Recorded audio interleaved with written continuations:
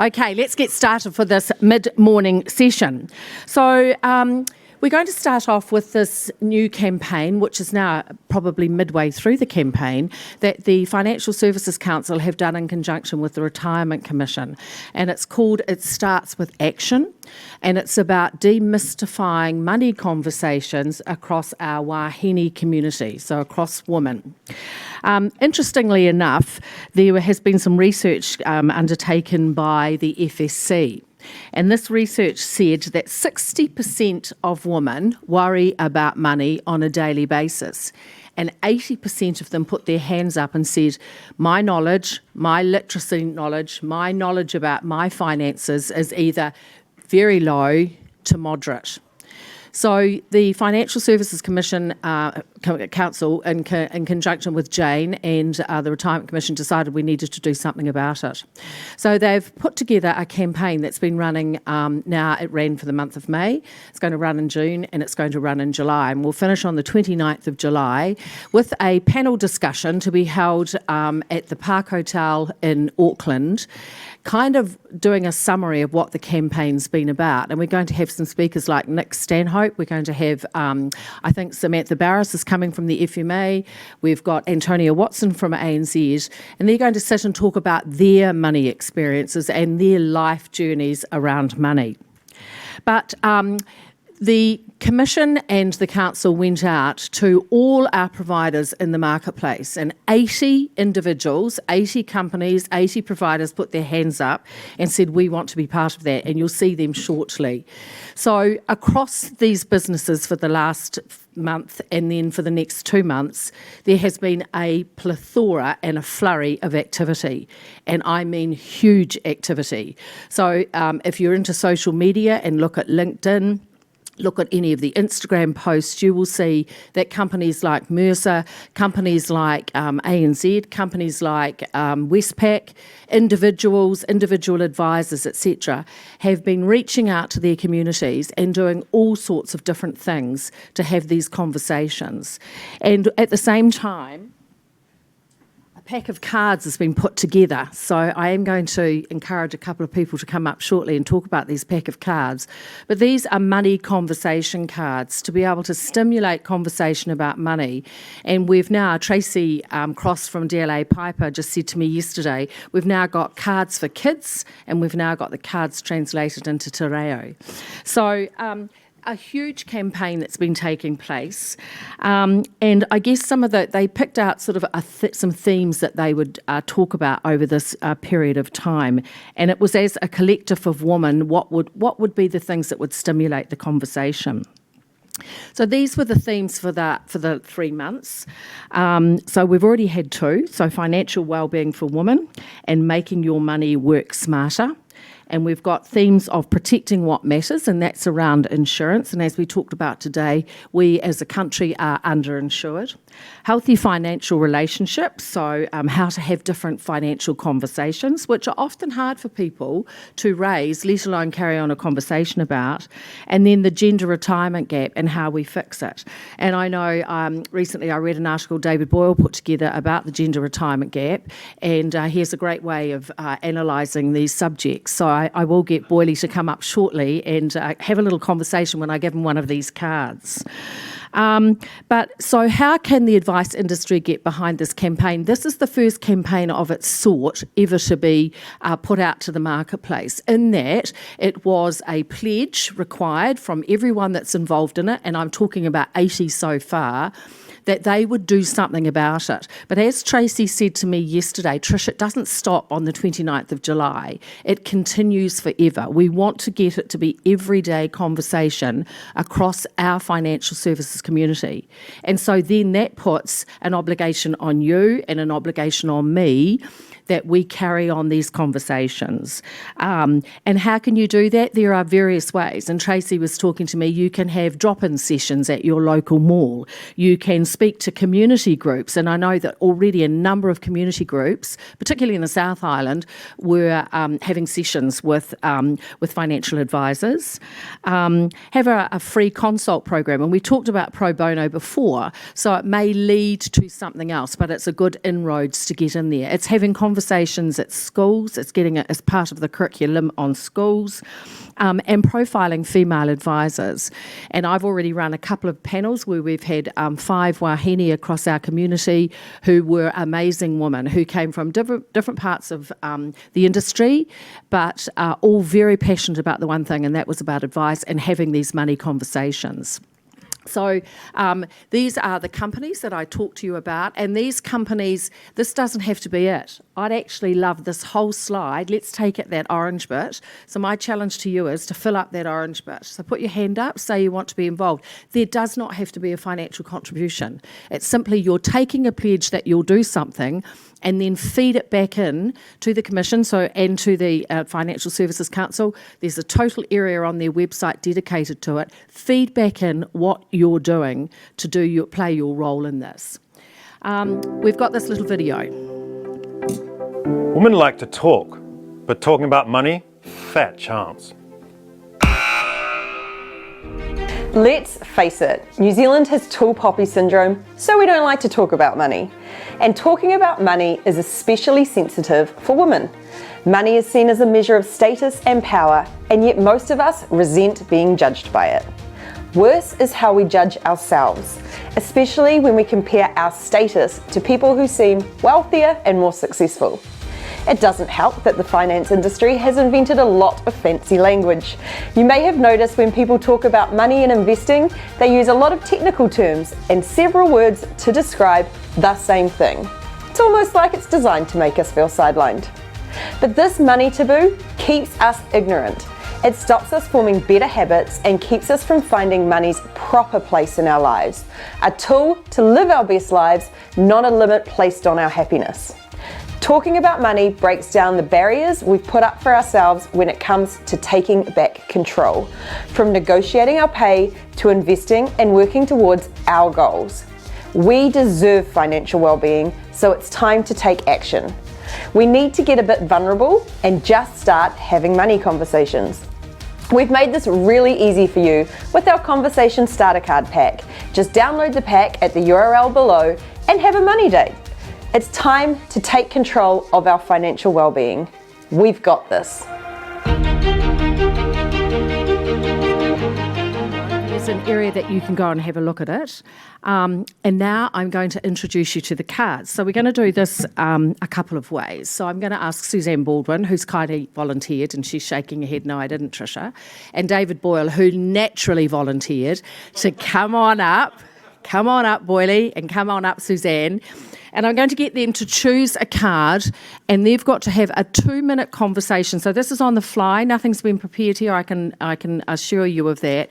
To have a conversation about what card they pick, and then I'm going to ask each of them to take a card and distribute it to 2 people in the audience. I'll get Mary and David to chase these people with microphones, and I want you to also have a conversation, just a 2-minute conversation. So, ladies first. Suzanne, okay, come over and choose a card. You can choose whatever you like. Now, if you want to stand here and talk into the mic so we can, and I'll time you, you've got 2 minutes. My question is, does what you earn affect how you feel? Look, I think it does. In conversations with women that I've had experience, there is that sometimes embarrassment for, I think we talked about it, the tall poppy syndrome relating to what people earn and the disclosure of that. I think it also affects how you spend. In my experience, what you earn and what you spend tends to be sort of relative. And sometimes the people and the women that I've coached in the past have actually spent quite a bit effectively and kept things under the radar from their partners, having conversations relating to all of that, relating to what they earn and what they spend is a very difficult one for them to do. So, yes, I think it does. How they feel, I think they feel empowered if they earn more. I think there's also that sort of apprehension as far as understanding what to do with their money, how they actually plan for their future, what they do for their retirement, and all the rest of it. So, and I think, and that sort of split between what actually their future looks like, and how they save and how they work. Is that 2 minutes? Yeah. Thanks, Suzanne. Now, Boyle, you've only got 2 minutes, okay? Wow. Thanks, Tricia.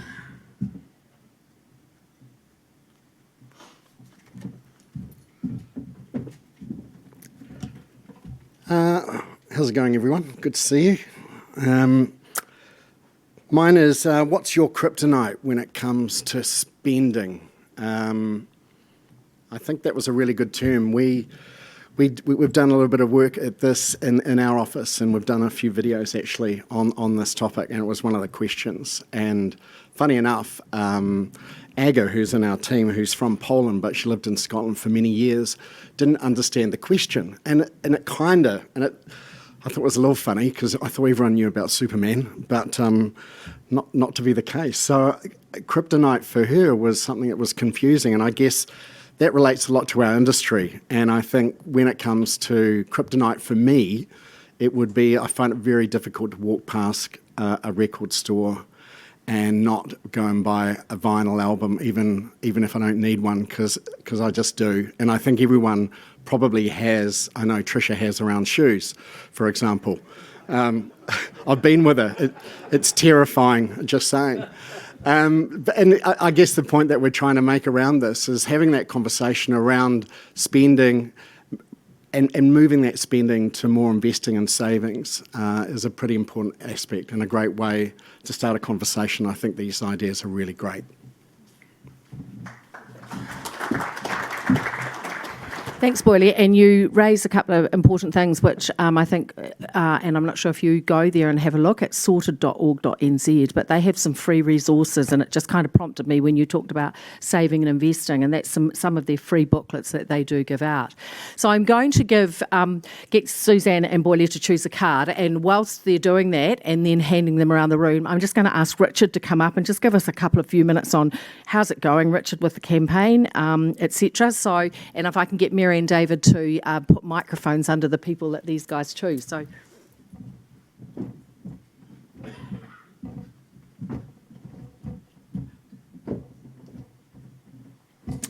hey, so the campaign is amazing. It started as a conversation that we had with Jane, the retirement commissioner, who said, "Look, would the FSC and the FSC community be up for a conversation that's part of our overarching strategic plan?" So we walked away from that, scratched our heads and said, okay, that's an interesting challenge. And then we went, but it's a fantastic opportunity. And fairly quickly from that, the FSC established a diversity and inclusion committee. Pretty quickly after that, we established a governance group to govern. It starts with action. Pretty quickly after that, we established a working group filled up with people right across the sector. And all this work is their work, from the branding to the videos to the cards, the architecture of the 6 fortnights and themes and topics has just unleashed all sorts of conversations that we just didn't know what was out there. And I think there's this kind of latent, Suzanne and I were talking just briefly at morning tea, there's this kind of latent conversation waiting to happen. And I think for us as a sector, a bit to my earlier opening comments, if we can kind of collaborate on stuff that matters, and this really matters, and if we can actually shift the dial and take some of these conversations into places that we might otherwise not get to, that's a really powerful idea. And I think when we come to the end of this campaign, Park Height, big show, 28th, full house, blah, blah, blah, we're going to sit in a debrief and go, the campaign does not stop, but how do we apply the same thinking and the same success of ISWA, it starts with action, to perhaps addressing other things like some of the other big issues facing the New Zealand community in relation to money and wellbeing, and we've heard lots of good stuff this morning. So anyway, that's where we're heading. I'll leave it at that and just commend these cards. You can download them off the FSC website.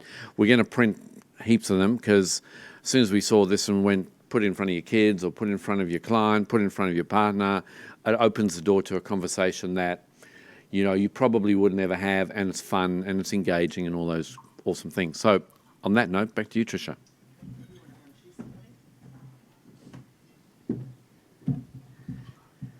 Okay. Oh, Tracy Berry from David Boyle.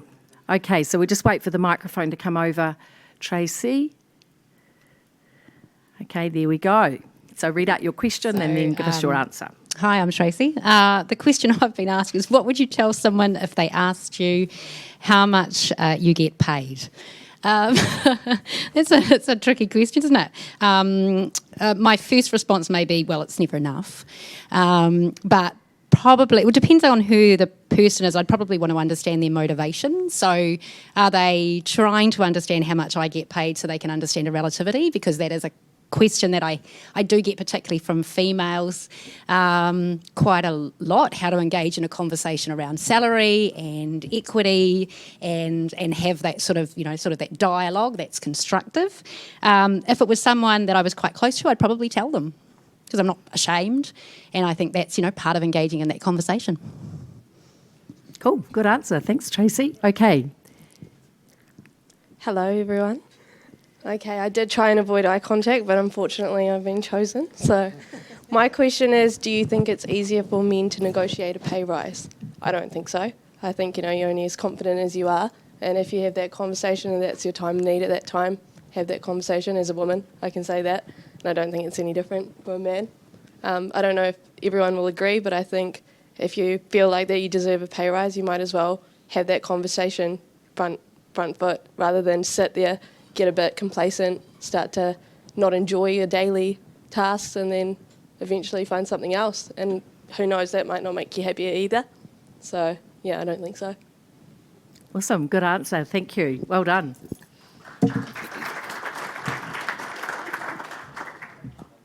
Okay, so as you can see, these cards stimulate some conversations, and we're even talking about you sitting down, having a glass of wine and just doing it with some of your friends or doing it with your family, and I'm sure it'll be interesting to hear some of those answers. So as Richard said, we're printing more of the cards. We're going to have them available for children's cards, and they've also been translated into te reo.